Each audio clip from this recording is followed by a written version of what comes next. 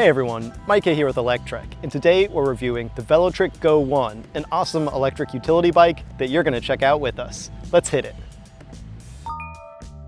I reviewed a few Velotric e-bikes lately, and each one seems better and better. I've really been impressed with this brand, even though they haven't been around for as long as some of the other big names. They've really done a good job of coming in strong with a few solid offerings over the last few years. And so this Velotric Go utility e-bike, it had some pretty strong expectations to live up to. And for the most part, it's really met them. I'll ding it in a couple areas, but I can tell you right at the start that I'm pretty much sold on it as an awesome, shorter, compact utility bike. Now it sort of bridges the gap between cargo and utility, but the short wheelbase here makes it much more nimble and agile than a traditional long cargo bike. It's got this nice long wooden rack on it though, that's rated for up to 120 pounds or 55 kilos of load. So you've got some serious cargo potential here, especially considering the entire bike has a 440 pound or 200 kilo limit. Not bad for a 65 pound or 29 kilo bike. It's got some nice parts related to that heavy cargo limit too, such as 4-piston hydraulic disc brakes, which I love seeing on bikes designed for carrying a big load. In fact, while there are many accessories available for the Velotric Go, I think the passenger package is perhaps my favorite. The bike already comes with wheel skirts on the back to keep stuff from getting in the spokes and on the wheel, but you can bolt that passenger seat right on top of the existing wooden rack, and there are also passenger foot pegs that bolt right onto special bolt holes built into the frame, giving you a two-seater e-bike that's perfect for riding around with your friends, spouse, or whoever you'd like. In this specific case though, here's one area I would have loved to have seen a bit more, and that's the motor. If you're carrying a second person, then this 500 watt motor might have benefited from being a 750 watt motor. I mean, it does peak at 900 watts, so the stock motor's already quite good, but they have a 750 continuous and 1200 peak motor on the Velotric Packer, so I wouldn't have minded having a bit more power here. But as it is, the existing motor feels sufficient enough, so maybe I shouldn't complain too much. I'm just spoiled after riding the Velotric Packer recently. But at least you get a really big battery here, and it's slickly integrated so it doesn't look like an eyesore, yet it's still removable.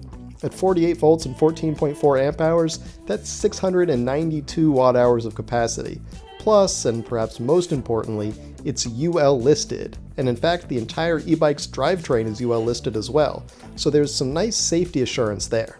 Now as usual, the 55 mile or 88 kilometer range rating is a bit high compared to real world usage, unless you're sticking to that lowest pedal assist level.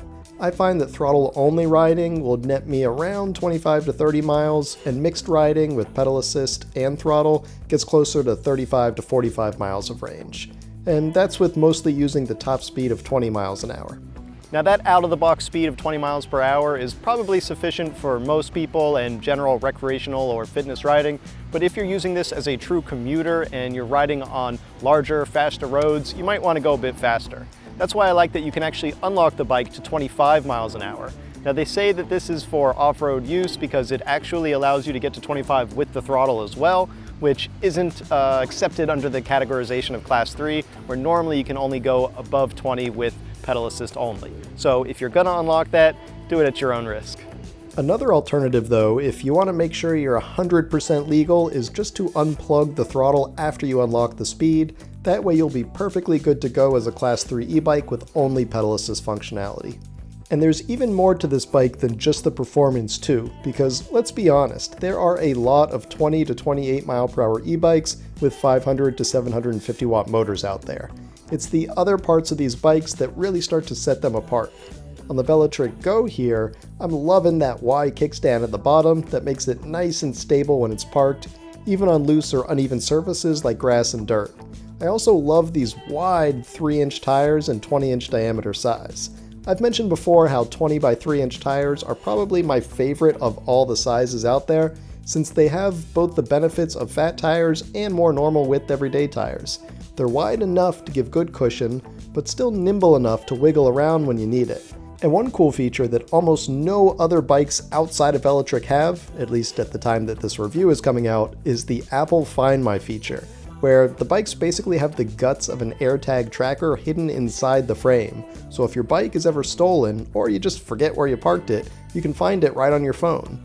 Add that into some of the other parts like the 7-speed drivetrain, the front suspension fork, the integrated lighting, and you've got a lot of nice features in one bike here. Now the display on the handlebars, this is one area where at first I thought it was a bit simplistic, but to be honest, it's so big and easy to read that I'm quite happy with even this simple display. Now the last area that I would have loved to see upgraded is the pedal assist, where a torque sensor would have been an awesome addition.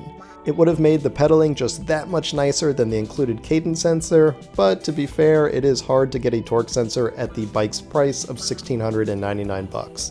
That's normally a feature found on much more expensive bikes, and the sub $1,700 here feels like a pretty darn fair price for such a heavily featured utility e-bike like this, especially one that is completely UL listed for both the battery and drivetrain, plus includes that phone tracking.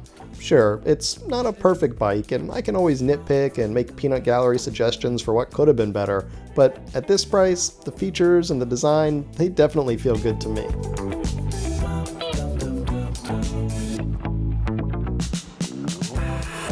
Thanks for watching, everyone. We hope you enjoyed that review of the Velotric Go 1. If you did, why don't you give this video a thumbs up? And don't forget to subscribe so you won't miss any of our future electric vehicle videos. We'll see you here next time.